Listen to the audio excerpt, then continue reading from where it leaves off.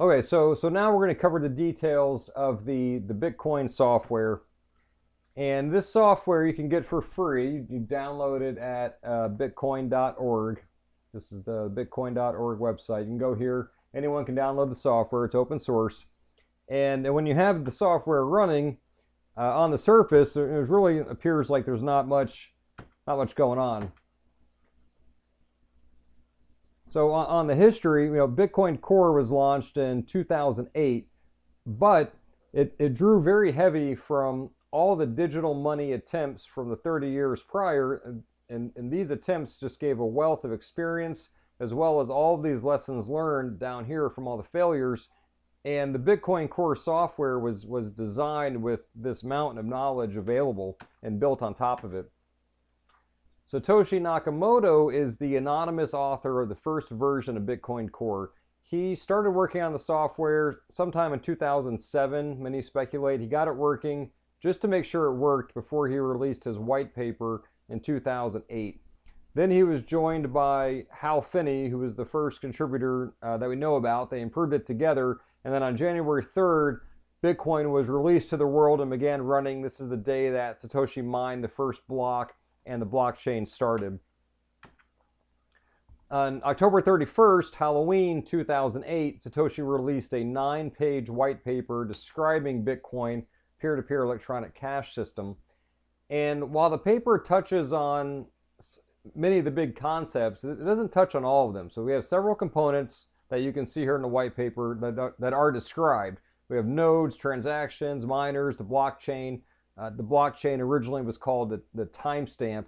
Talked about network consensus, but the supply cap of 21 million, for example, and the method to issue new coins, these were not talked about in the white paper. Those concepts were presented first and the software.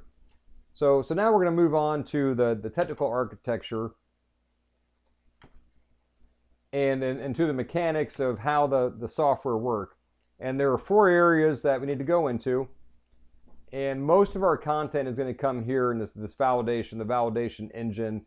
The idea of this is the individual node. Those are the ones that approve all blocks and transactions. This is the source of decentralized power.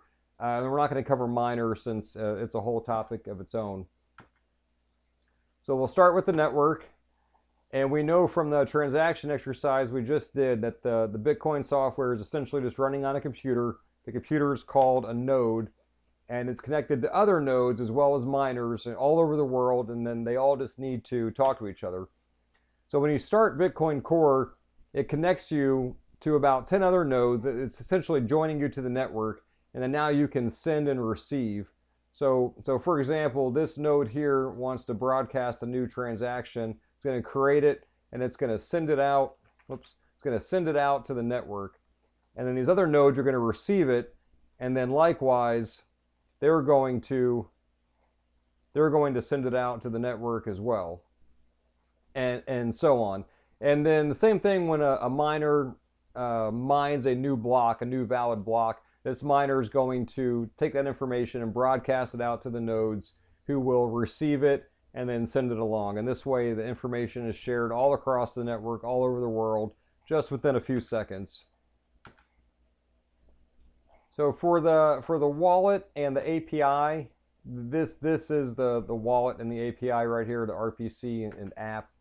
So what the wallet is doing is just helping you stay organized. So you can have a large number of addresses, and each address can have just one transaction on it, or you can have one address with multiple transactions. You have many options, and your wallet is just behind the scenes managing all of this, making that easy for you.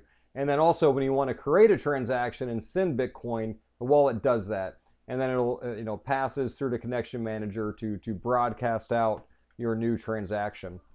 And then for the RPC and the app, this is what allows third parties like Venmo that interface with Bitcoin Core. So they use the JSON format, which is easy for computers, user-friendly for humans, and apps can send a request to the Bitcoin Core, request to make a new address, send a transaction, receive a transaction, and so on. And Bitcoin Core will do this and then provide feedback to the app also in the JSON fashion. So going out of order here, we'll do storage next down here. And storage is just the fact that each machine has its own, a complete copy of the entire blockchain, as well as here the mempool database, which we're going to cover in more details in a future video. And then the last easy one is miners, because we're not going to cover it here. This is a future video. So now we're at the validation engine. Go get the baby, please. I'm almost done. So now we're at the validation engine. She just started fussing when you walked in. So these are the rules of Bitcoin. And in future videos, we're gonna have a future video on mining, transaction, and new blocks, and we're gonna cover all these details. But for now, just know that all of these rules and all of these details, they live and they're enforced within the validation engine. Just to highlight a couple of things, it's the difficulty adjustment here that keeps the timing of new blocks and the new coin reward given to miners on schedule. It's approximately a 130-year time span where all the coins are issued. And all these other functions here, they're really tied to the max supply of 21 million. And it's the interconnection of all the nodes. It's the entirety of the network. You know, each node having its own ability to enforce these rules, and specifically not having the ability to coerce others into rules that they don't care for. So we'll spend a lot of time on this idea of the future in a future video, but this slide here really is representing the Nakamoto consensus, and this concept, this idea is the true novel invention of Bitcoin. So in conclusion, or I guess the bottom line or the single point to take home, is that it's the nodes that have the authority that enforce the Bitcoin rules over transactions, blockchain, new blocks, the supply, all of the individual key aspects of Bitcoin.